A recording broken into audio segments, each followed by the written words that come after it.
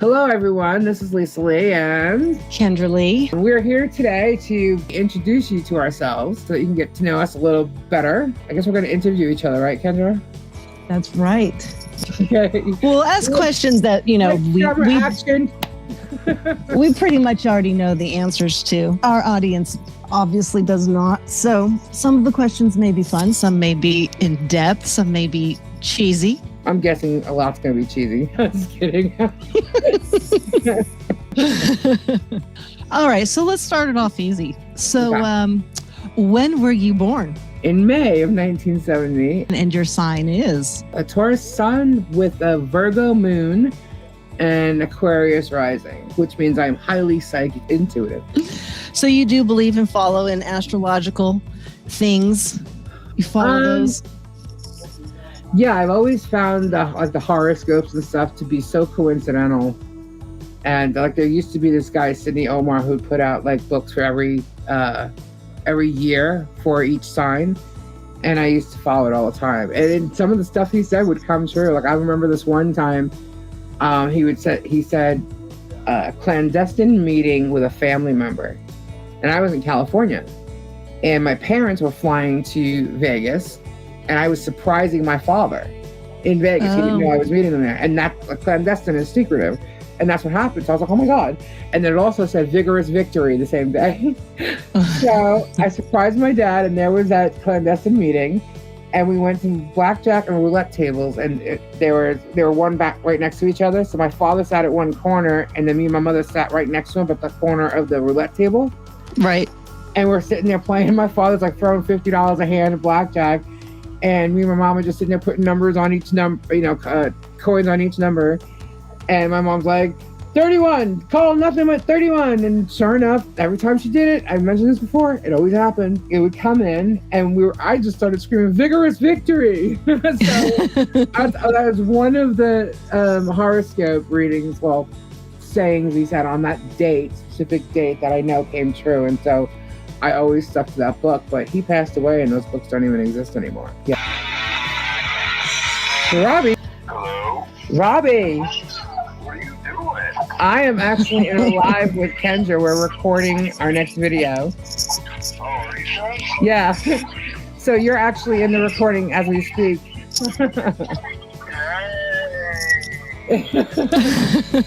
Everybody, it's Robbie from Get Swamped. What's up? So can I give you a call back in a little bit, Robbie? Or?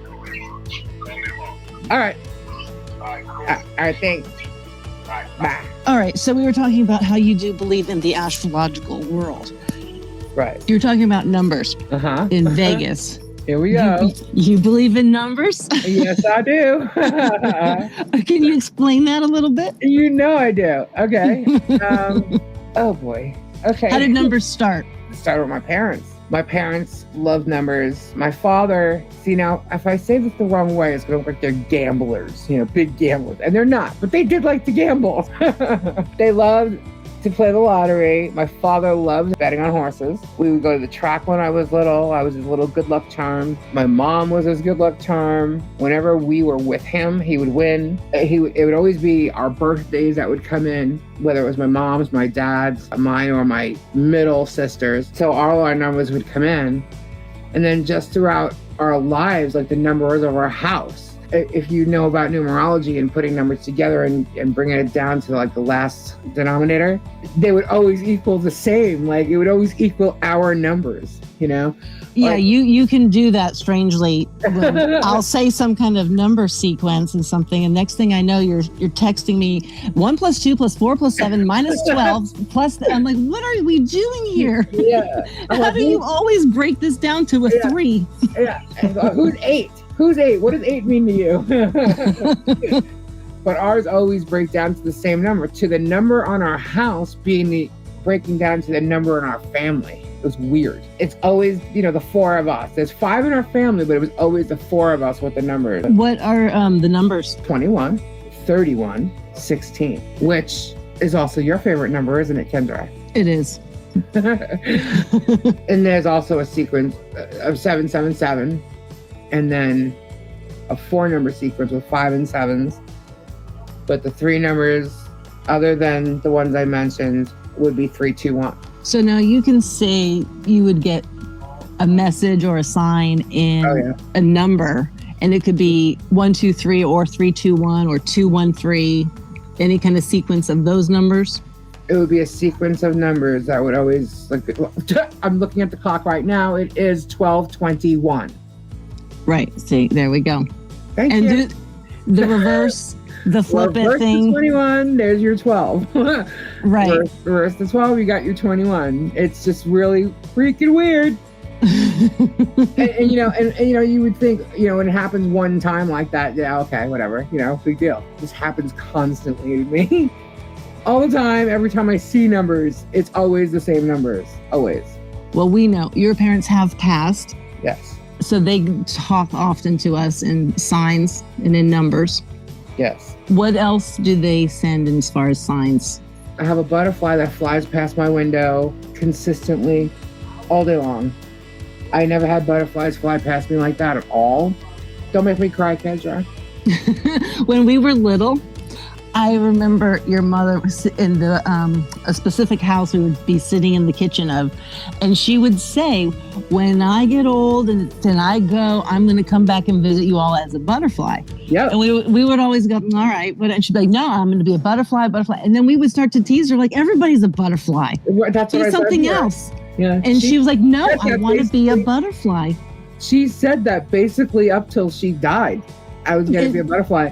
And I said, Ma, everybody's a butterfly. You got to do something different. She goes, nope, I'm going to be a butterfly. Oh my God, there's a fly right now bugging me. That's good old Jack. There you go. There he is. My father's the bug. He's the fly. Right. He would bug you. He'd give you a noogie in the back if you could. He would totally mess with you. And that's the annoying fly. And the fly and the butterfly. Yeah. You said you were in Florida. Mm-hmm. And she was up in New York. So where were you born? I was born in New York. I'm a Long Island girl. You lived on Long Island. Where specifically did you live? From a nice suburban area, town in Nassau County, close to Suffolk County. I love where I grew up. It was a great place. When did you first leave New York? Like on a vacation or move? No, moving. I was 19. And where did you go? Los Angeles. How come? I was working in the music industry. And you had always wanted to go there, and you said that you would. Yes, I did. So were you alone? Did you just take a bus, or what did you do? Okay, I went out to Los Angeles with my boyfriend, who was a musician, and he was going to MIT in Hollywood. Okay, so you went out and you got a place together there? Yes, we did. Right in the heart of Hollywood. How long did you stay there? That time period, he was in school for a year. And then you went back to New York? Yes. A little over a year, and then we went back to New York. And then I went back without him. And how long did you stay the second time? Oh, geez. I don't know, like 2 years. I went back and forth from New York and Los Angeles since that time. So then how did Florida come into the picture? My parents moved down to Florida as snowbirds. And then my father started getting sick. And so when I would return home, I'd always go to my parents, My parents, they are my home. Kendra. So I would always go to where my parents were because to me, they were considered home. So how long ago was that you ended up being in Florida? 9/11. And then you've been there ever since? Literally, 9/11 happened on a Tuesday. It was already planned that I was going to Florida, and I left that Friday after it, the week of 9/11. So the 14th, 13th, 14th, 15th. And you haven't been back to LA to live since then? To live? No. But I've been back several times since. Just to visit? Yeah. Music conventions and shows and business and things like that. I never purchased another place to stay or and live there. You were in the music industry. Yes. What exactly were you doing? Were you singing? Were you dancing? Were you playing a guitar? No. Oh. But I worked with all those people who did. Oh, so you worked with bands, with singers? Yes, I did. artists, I musicians, see. all kinds, all styles of music. Yes. So you did a little bit of pop, a little bit of metal, a little bit of rock and roll. Mostly rock and roll, but yes, a little bit of everything. What did you do with these bands? Did you like put together shows for them or? Yeah, I did concerts and special events. I would produce my own concerts and have them perform, so I would hire them to play. I booked artists, like I worked with specific artists and booked their shows for them. I also managed certain artists. I worked for record labels doing retail marketing, which basically is me getting their records in stores so you could buy them and getting it out to the public. And all those CDs we had to buy in the 90s. Yeah. Remember that band Bush? Mm-hmm. Thank you very much. I remember you taking us into a club, me and your sister, and we were a little bit underage. Okay. And there was some we were young. There was a newer group. And it turns out that the guitarist ended up being a very famous guitarist who was there that night as like some surprise or something. But me and your sister still were like, who the heck is this? Like, whatever. And you were like going, oh my gosh, no, his name is Slash. And we were like, who's that? You were like looking at us like we were dumb. And we were like, who the hell calls himself Slash? Right. We just, as a matter of fact, it's funny, Robbie called because Robbie did a show the other night on a live with this gentleman called Conky. You haven't met Conky yet or any of these people, but they're great people. And they were doing this music thing called Nothing But a Good Time. And I was questioning them, like just trying to stump them. I said, okay, who was considered the sixth member of Guns N' Roses? And they're all thinking like Dizzy, who replaced Izzy. And they're thinking Matt, who, replaced Steven Adler, like as the known member that came in and replaced. I'm like, no. The question was who was considered the sixth member, meaning who was the sixth member, the original six, Mm-hmm. And nobody knew, nobody got it. And really? It was West Arkeen. And I know this because I managed West. He wrote Patience. He wrote quite a few songs on Use Your Illusion 1 and 2. But yeah, so I worked with him. And with that company, we also worked with Mother's Army, who is Bob Daisley, who was an Aussie, Jeff Watson and Jack Blades, who was a Night Ranger, Jolyn Turner from Rainbow. Didn't you do a not a memorial, but for Randy Rhoads, yeah, with Sharon and Ozzy and Rudy Sarzo and Randy's mother and sister and brother. Yeah. Oh, really? Yeah. That was like the greatest thing ever to me. Because when I first said I was going out to Los Angeles, it was to visit his grave. I mean, I was really young. So not only did I get to visit his grave, but I got to do something about it, So that was pretty cool. Yeah, that leads me right into what I was going to say. When did you first really know, like, you were into music? Like, what did it for you? Like, really into music? I wanted to work in it. You were that into it, you knew that you wanted to work in it. When I first went to Lemoore East. What were you, like 15? Pretty much, yeah, I was actually. I loved music. I loved all hard rock bands. I loved Ozzy, Motley Crue, all of them. We saw a bunch of local bands who looked like Motley Crue, and they were playing at this club called Lemoore East. And I've never been there, and it was in Queens, which means we had to take the train there to go to it and everything from Long Island. So me and two of my friends, Vicky and Gal, we got on the train and we went to go see this band called Takashi. And you remember that name? I do. All these names. But anyhow, so I went to this club and they were playing, that band was playing. And when I walked in, now this club was the size of a roller skating rink. It was huge, huge. And it was packed. There was, so many people. But what I saw when I walked in was hair everywhere.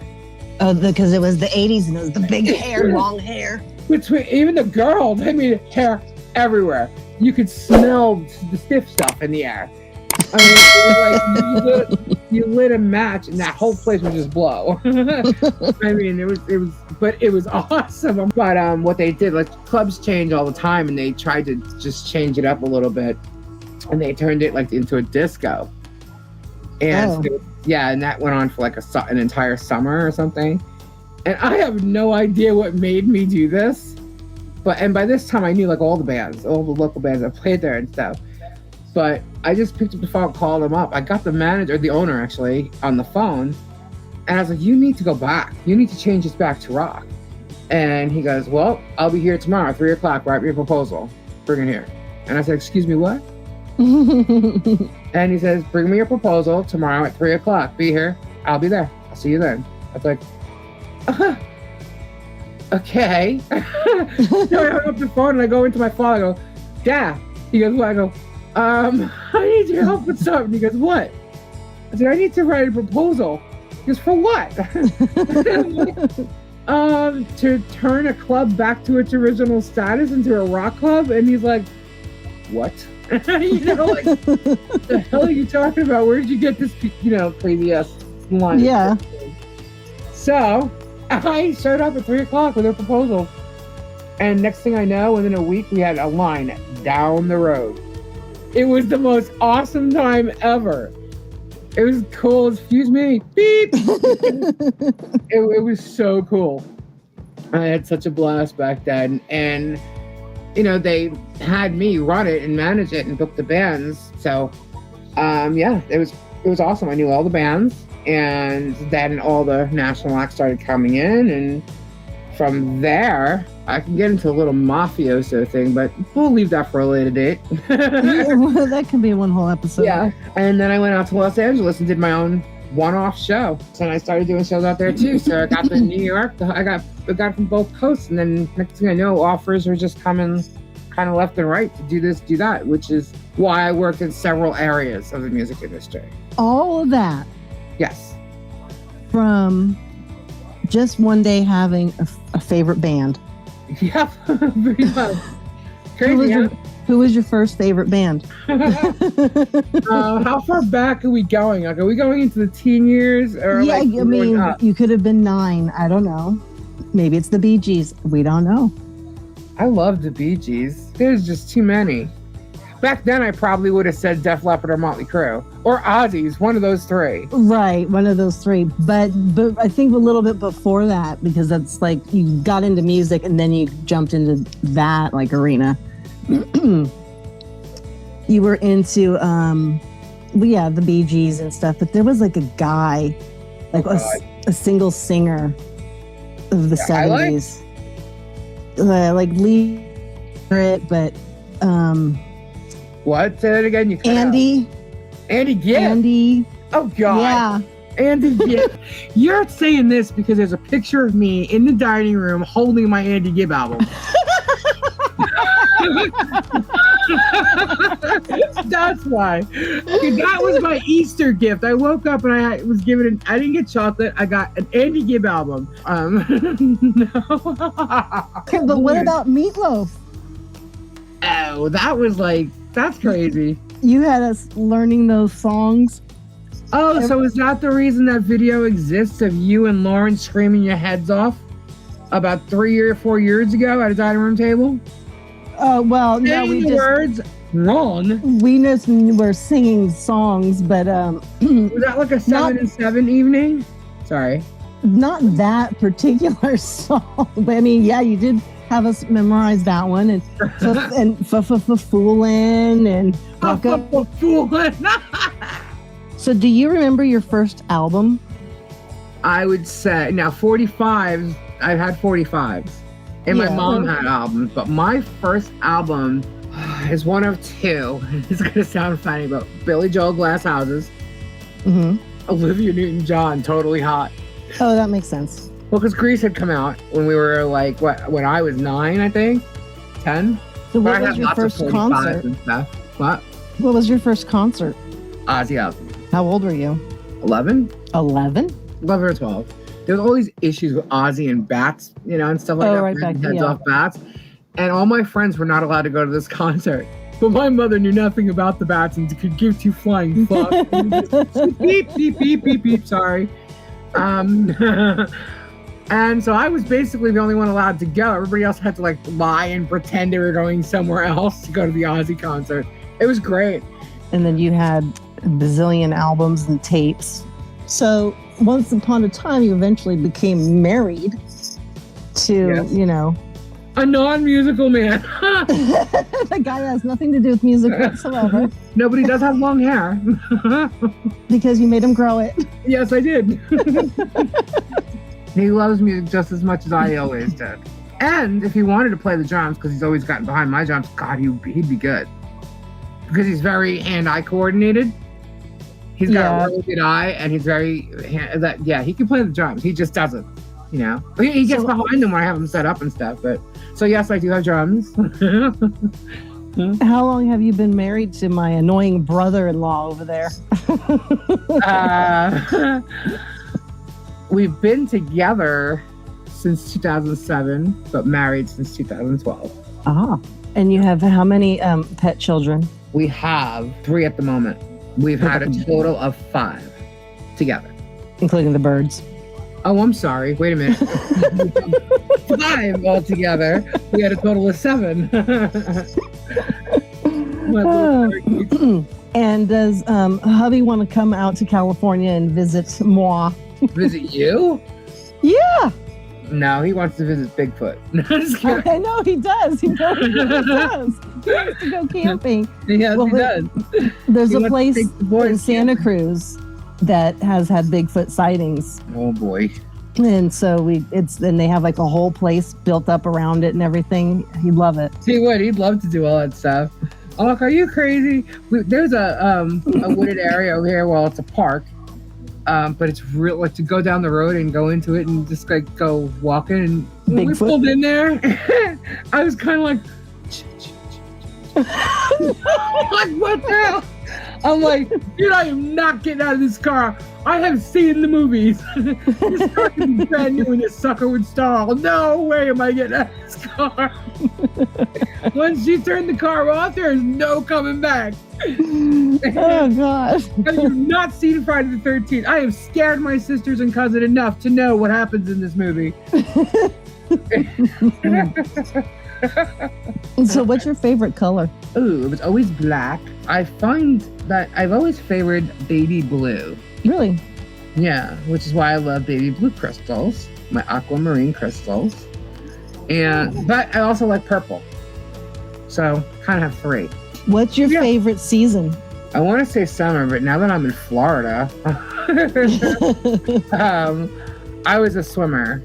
So I used to race swimming and stuff. So I would have always said summer. But being that I'm in Florida now, it's really hot. So I tend to like the spring or the fall. I like fall, but I don't like when it gets dark earlier. So I'm going to say spring. Do you have a favorite movie? Just one? Just one? Then you can pick 3. Pick 3. Oh boy. I'd have to say Goodfellas because it's part of my... Oh, you're such a copycat. Copycat? Why? Hello? I got interviewed first. I didn't ask you this. So you're going to be the one copying here. Well, I like Goodfellas because I tend to know some of the people in the movie. And my mom, knew the stories and the storylines because of an uncle. Yeah. Another movie. I love Urban Cowboy. God, I don't know why. I don't know, just from growing up. I'm going to go with Fast Times at Ridgemont High. I got to go with my 80s stuff because... All right, well, then you got an 80s and a 90s in there. I tend to like a lot of the younger movies, I love the cute movies, like Clueless and Mean Girls and... 10 Things I Hate About You. I don't like that. That's weird. How to Lose a Guy in 10 Days. I love Matthew McConaughey and Kate Hudson. I think they are fabulous together. Yeah, they are. Yeah, well, you're an older Gen X. So that would make sense. I was born in 70. I know, but you're of the older versions. Whatever. I'm always older, Kendra. I will always be older.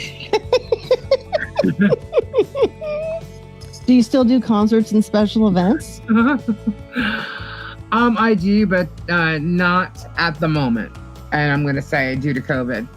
Who did you meet and like the most? Like, was there a surprising person? Like, you were shocked at how much you ended up enjoying them? Yes. Who was that? 2 of them, actually. Jeff Tate from Queensryche and Kip Winger from Winger. From Winger. Nice guys, very, very talented, very cool, humble. You know, the Queensryche, the band is pretty cool. You know. Now, what about the opposite of that? Gene Simmons. Did you meet somebody that you didn't care for so much? Gene Simmons. Gene Simmons. Okay. Yeah, Axl Rose. They were not Beep. quite up to par.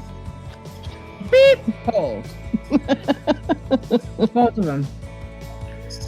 And this is on several occasions. Both of them are not very nice people. Egomaniacs that think that they deserve the world because of who they are. And I'm sorry, that doesn't fly by me. I don't care who you are.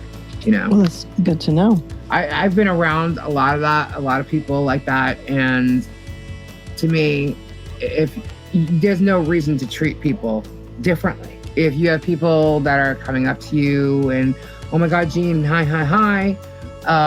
You know, you be nice and, you know, if they're doing something bad, then yeah, you know, you be a jerk, but you just don't be a jerk all the time. I don't care if you've been in the business 30 years and they're constantly doing that to you. You know, you're lucky to be in the position you're in because of people like that. You know, so you don't treat them badly. And Axl is pretty much the same way, but when West Arkeen died, Axl was even more of a jerk. Since has still been a jerk, so I just don't like his personality. You know, all right, well, that's fair. You just, I mean, they can't all be winners for you. But you want to know who's really super cool and he's not a musician? Sure. Jack Nicholson. He's probably the coolest person. Oh, yeah. I don't think anybody's ever said he's not cool. Yeah. Well, see, that's what they assume. And the thing is, he really is. But he has a bad rep for certain things. But, and I personally know that some of the news media, after I met him, like the news that had come out about him with certain women and stuff, were not true. Because I've witnessed events at his house and stuff. So, yeah, I'd love to talk about Jack Nicholson one day. I just thought that was super cool. Well, do you have anything else that you want to add, or we can get to another time? Yeah, you know, if people want to know more, they can ask me, or I'm sure we'll talk about get to it. I mean, yeah, eventually. Give a little synopsis of your Yeah. past, your history, your hobbies, your scandalous days. All right, so let's start asking you some questions, Kendra.